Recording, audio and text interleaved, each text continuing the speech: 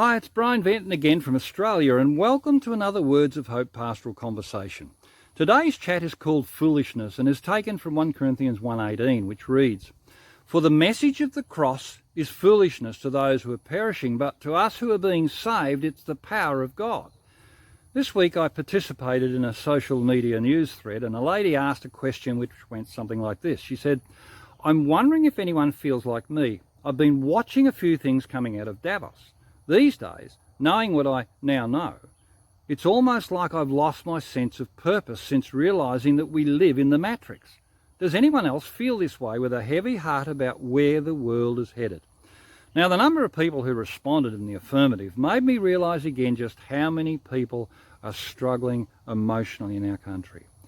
When the Davos crowd openly state that those who will control the world in the 21st century are those who will control the data, or when they talk about harvesting our biometric details, that is our physical and behavioural characteristics, or when they describe people as hackable humans that can be controlled by an algorithm, or they describe people as being useless and even meaningless and worthless, that's their words, in a technocratic world that doesn't need people anymore. When people are viewed like this as a scannable QR code that can be digitally controlled, then it's little wonder that people are despairing. I suggest that people can end up responding in a few ways. They either ignore what's happening around them and go along with everything as if it's nothing to worry about, or people sink into a hole of despair, and I suggest this is happening probably more than we realise in this country. Or people can actively engage with what's happening and push back against what they believe is wrong, and there's a lot of people doing that. At another level, though, our text puts an alternative perspective out there for us to consider. Our text raises the issue of behaving foolishly. And whilst the Bible talks a lot about fools and foolishness, it doesn't support the idea of calling someone a fool. However, calling out behaviour that is foolish is a very different story.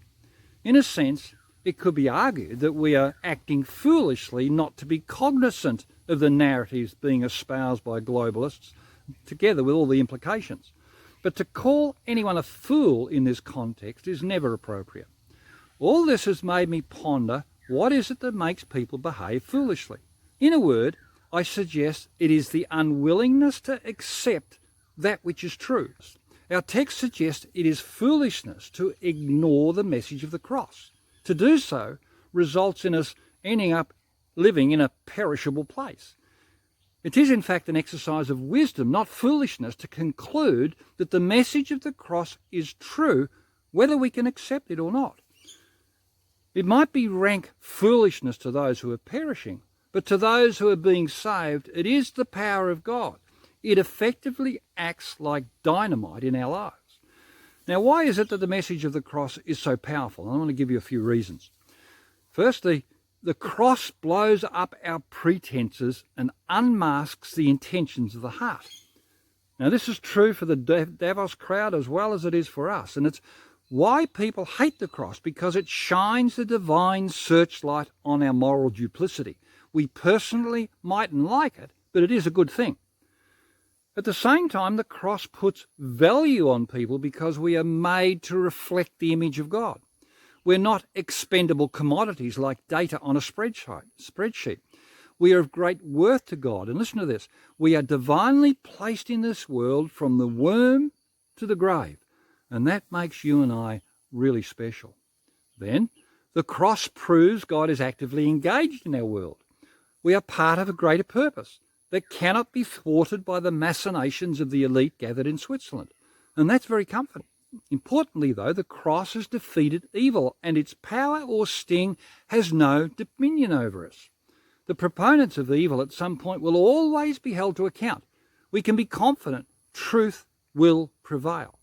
Then the efficacy of the cross doesn't diminish. We are being saved. It is something that happens to us at a point in time and will continue to happen to us into the future. And that's incredible. Now, all of this put together should make us feel very hopeful about facing the future. However, the scientific or rational mind struggles with this.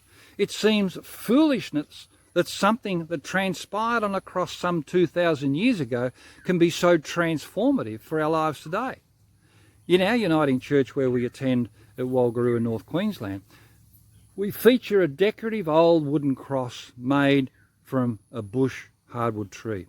It's a rugged looking thing, held together with dog chain, and has old rusted railway nails hanging from it. And there's a picture on the screen there for you.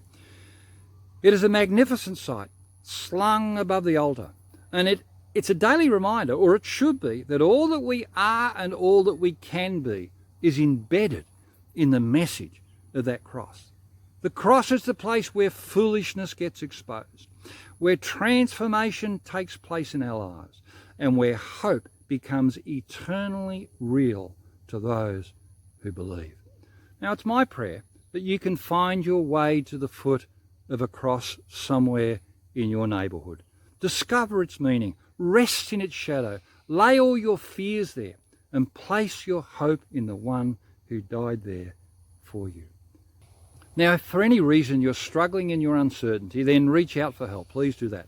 Feel free to message me, or if you live in the Townsville region, then feel free to come along and visit our church faith community. Again, thanks for watching, and we'll catch up with you another time. Bye.